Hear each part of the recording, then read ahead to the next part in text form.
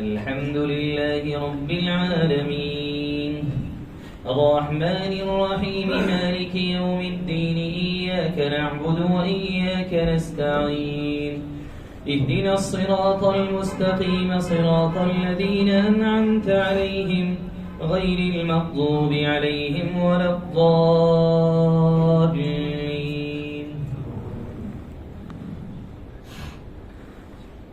طاسين تلك آيات القرآن وكتاب مبين هدى وبشرى للمؤمنين الذين يقيمون الصلاة ويؤتون الزكاة وهم بالآخرة هم يوقنون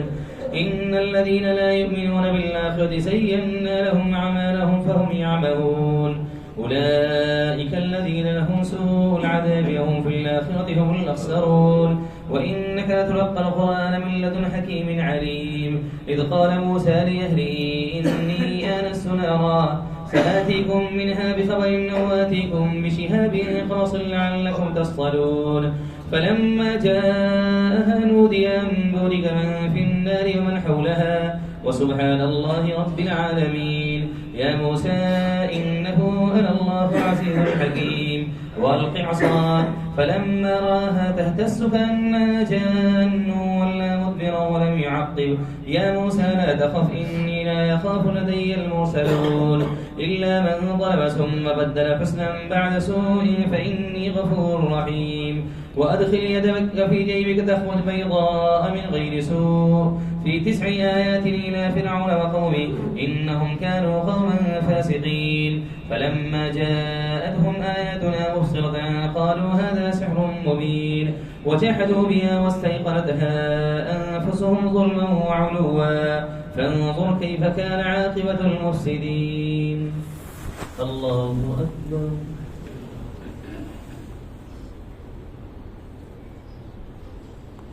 سمع الله لمن حمده. الله أكبر. الله أكبر. الله أكبر. الله أكبر.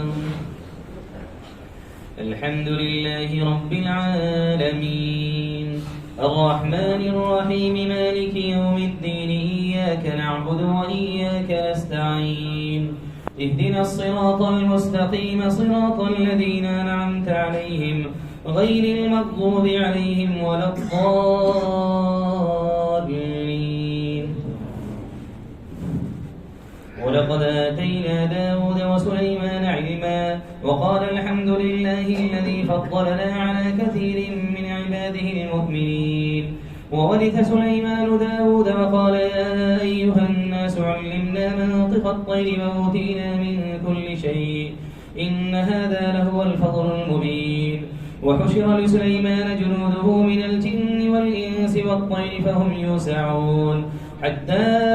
إذا أتوا على واد النمل قالت نملة يا أيها النمل ادخلوا مساكنكم لا يحطمنكم سليمان وجنوده وهم لا يشعرون فتبسم ضاحكا من قولها وقال رب أوزعني أن أشكر نعمتك التي أنعمت علي وعلى والدي وأن أعمل صالحا ترضاه وأدخلني برحمتك في عبادك الصالحين. الله أكبر.